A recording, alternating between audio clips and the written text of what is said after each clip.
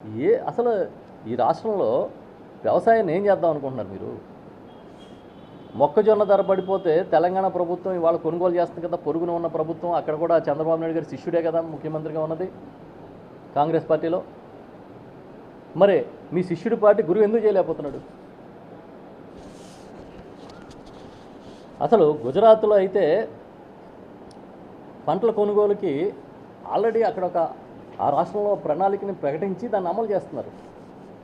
నేనే దేశంలో సీనియర్ ముఖ్యమంత్రిని అంటారు కదా, మరి పక్కనున్న పొరుగు రాష్ట్రాల్లో ఏం జరుగుతుందన్న తెలుసుకోవాలి కదా. పోనీ వాళ్ళ నుంచి మీరు స్ఫూర్తి పొందాలి కదా రైతాంగాన్ని ఆదుకునే విషయంలో. జగన్మోహన్ రెడ్డి గారు ఆ రోజు రైతుల కోసం నిలబడ్డ తీరులో కనీసం 1% అయినా మీరు చేస్తున్నారా? వాళ్ళ అక్వాకల్చరు కంప్లీట్ మార్కెట్లని కార్పొరేట్ శక్తులు, ప్రాసెసింగ్ యూనిట్లు కంట్రోల్ చేస్తున్న పరిస్థితి. మీకు చీమ కుట్టినట్లేదు. ఎక్స్పోర్టర్స్ ఇవాళ అక్వా రైతుల్ని దోచుకుంటున్నారు. చివరికి ఫీడ్ కూడా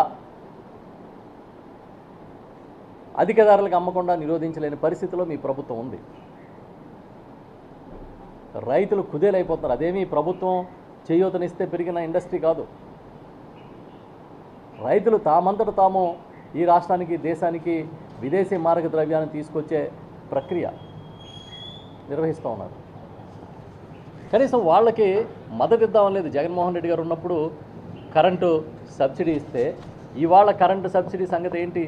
ఏ ఒక్క ఎక్వా రైతునన్నా అడగండి చెప్తారు. బయటికి చెప్పుకోలేక, ఎందుకంటే బాగా జరిగిన నాడు కూడా విమర్శిస్తూ గడిపేశారు. ఎవరు? ఇదే ఎక్వా రంగంలో ఉన్న పెద్దలు. ఒక పబ్లిసిటీ మాయలో పడిపోయి ఇవాళ ఆ కష్టం అంటే ఏంటో చూస్తూ ఉన్నారు. మేము డిమాండ్ చేస్తున్నాం, ఎక్వా రంగాన్ని ఇమీడియట్గా ఆదుకోవాలి. ఈ ప్రభుత్వం ఎక్వాకి పవర్ కట్ లేకుండా ఇవ్వండి. ఎందుకంటే ఇది ఈ నెల వచ్చే నెల కానీ కాయకపోతే చెరువులన్నీ నాశనం అయిపోతాయని రైతులు మాకు చెప్తున్నారు. మొక్కజొన్నకి ఎంఎస్పీ లేదు, జొన్న కొనేవాళ్ళు లేడు. శనగ అయితే అయోమయంలో పడిపోయారు రైతులు. గతంలో శనగ రైతులకి బోనస్ ఇచ్చిన చరిత్ర జగన్మోహన్ రెడ్డి గారిది. శనగ రైతులను ఆదుకోవడానికి కొనుగోళ్లు చేసి తీసుకొచ్చి కోల్డ్ స్టోరేజ్లో పెట్టిన పరిస్థితిని ఆ రోజు చూసాం. ఈరోజు అసలు ఎవ్వడికి చీమ కుట్టినట్టు కూడా లేదు. మీరు రైతుల్ని ఉసూరు అనిపిస్తే ఏం చేద్దాం అనుకుంటున్నారు? మీ తెలుగుదేశం పార్టీ ఎమ్మెల్యే చెప్పినట్టుగా ఒకసారి ఇటు తిరిగి చూడండి. పల్లెల వైపు పల్లె కన్నీరు పెడుతోంది. పల్లె కన్నీరు పెడుతుంటే మీరు పల్లె పండగ అని ప్రచారం చేస్తారు. వేసవికి తాగునీటి ప్రణాళికలే లేవు ఈ రాష్ట్రంలో. ఎంతసేపు పబ్లిసిటీ తప్ప ఇంకేమైనా ఉందా? రైతుకి మీరు ఇచ్చిన సూపర్ 6 హామీ అమలు చేశారా? సూపర్ 6లో ఇచ్చినట్టుగా అసలు కనీసం అన్నదాత సుఖీభావ్ అని పేరైతే మార్చారు రైతు భరోసాకి. ఇంచుమించుగా 7-8 లక్షల రైతులను కోత విధించారు. కౌలు రైతులు ఊసేయలేదు. ఒక్క కౌలు కార్డు ఇవ్వలేదు. ఆ రోజు జగన్మోహన్ రెడ్డి గారు తీసుకొచ్చిన CCRC చట్టాన్ని నీరుగార్చేశారు. ఇవాళ చూస్తే భయంకరంగా రైతులు ఒత్తిడికిలోనే ఆత్మహత్యలు జరుగుతున్నాయి. ఇంచుమించుగా 400 మందికి పైగా ఈ ప్రభుత్వం వచ్చినప్పటి నుంచి రైతులు ఆత్మహత్యలు చేసుకుంటే ఇంచుమించుగా 2700 మందికి పైగా రైతు కూలీలు ఆత్మహత్యలు చేసుకున్నారని మీ ప్రభుత్వ లెక్కలే చెప్తున్నాయి. ఇది ఎంత దుర్మార్గంగా మీరు వ్యవహరిస్తున్నారనడానికి ఇది ఒక ఉదాహరణ. ఏ ఒక్కరికైనా ఆత్మహత్య చేసుకుని రైతు కుటుంబానికి సాయం చేశారా? ఆ రోజు జగన్మోహన్ రెడ్డి గారు ఎవరైనా చనిపోతే ఇమీడియట్గా 7 లక్షల రూపాయలు కలెక్టర్ల దగ్గర నిధులు పెట్టి ఇప్పించిన విషయం మీరు మర్చిపోయారా? ఎంతసేపు మీరు కార్పొరేట్లు కొమ్ముగేయడం, షో పుటప్ చేయడం, ఆ రోజుకి హెడ్లైన్లు మనం టచ్ చేసామా లేదా? రైతుల గురించి మాట్లాడమంటే కోకో సిటీ పెడుతున్నా, లేకపోతే ఫారిన్ ఇన్వెస్ట్మెంట్ని తీసుకొస్తా, ఏదో డ్రోన్లు ఎళ్ళే కనిపెట్టినట్టు కొత్తగా పబ్లిసిటీ మీద బతికే కార్యక్రమం తప్ప వాస్తవంగా ప్రజలకి, రైతాంగానికి ఏమిద్దామనేది ఆలోచన ఉందా? ఒక పని చేయండి చంద్రబాబు నాయుడు గారు, కాసేపు మీ ప్రభుత్వం ఈగోను పక్కన పెట్టి కాసేపు మీ అహంభావాన్ని ఈ ప్రభుత్వం పక్కన పెట్టి జగన్మోహన్ రెడ్డి గారు రైతాంగానికి ఆ రోజు ఏ విధంగా సాయం అందించారనేది ఒకసారి సమీక్షించండి, విశ్లేషించుకోండి. మీ ఈగోని పక్కన పెట్టి కరోనాలో జగన్మోహన్ రెడ్డి గారు ఆ రోజు ఏ విధంగా అన్ని వర్గాలకి నిలబడ్డారు, ఇవాళ ఈ ప్రభుత్వం ఎందుకు ఆ విధంగా నిలబడలేకపోతుందనేది మీ అహాన్ని పక్కన పెట్టి ఒకసారి విశ్లేషించుకోమని చెప్పి నేను సలహా చెప్తున్నాను. ఎంతసేపు పబ్లిసిటీయే కలెక్షన్లో కురిపిస్తాయి ఆ సినిమాలకి. మీరు ఆడించే సినిమాకి పబ్లిసిటీయే తప్ప ఇంక వేరే ఏం లేదు. ఆ లోపలికి వెళ్తే అంత డొల్ల.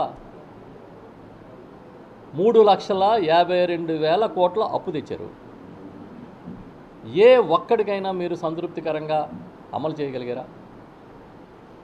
ఇటు చూస్తే ఆసుపత్రుల్లో మందులు లేవు, సూది లేదు, దూది లేదు. ప్రైవేట్ ఆసుపత్రికి వెళ్తే ఆరోగ్యశ్రీలో వైద్యం చేయనంటున్నారు. పిహెచ్సిల పరిస్థితి చెప్పక్కర్లే, మెయింటెనెన్స్లు కూడా డబ్బులు లేవు. పోనీ విద్యారంగం తీసుకోండి, 10వ తరగతి పరీక్ష ఫలితాలు సక్రమంగా ఇవ్వలేని పరిస్థితిలో మీ ప్రభుత్వం నడుస్తుంది. పేపరే తప్పు ఇచ్చామని చెప్పి మీరే ఒప్పుకుంటున్నారు. పోనీ పలానా రంగాన్ని మేము అద్భుతంగా తీర్చిదిద్దామని చెప్పండి. పారిశ్రామికంగా అద్భుతంగా మేము ఎదుగుతున్నాం అంటున్నారు కదా, మరి పారిశ్రామిక విద్యుత్ వినియోగం ఎందుకు తగ్గిపోయిందని నేను సూటిగా ప్రశ్నిస్తున్నాను. చెప్పండి, మీరు పరిశ్రమలు అంత గొప్పగా ఉంటే పారిశ్రామిక వినియోగం ఎందుకు తగ్గిపోయింది? ఇది మీ చేతకానితనం కాదా? ఎంతసేపు మీడియాలో సీఎం సీరియస్, సీఎం చాలా కోప్పడ్డారు, అధికారుల మీద ఆగ్రహం వ్యక్తం చేశారు, ఐఏఎస్ల మీద ఆగ్రహం. దీనివల్ల ఏమొస్తాయి ఫలితాలు? ఇవన్నీ ఊరినే బిల్డప్ల కోసం రాసుకునే రాతలని మాకు తెలుసు.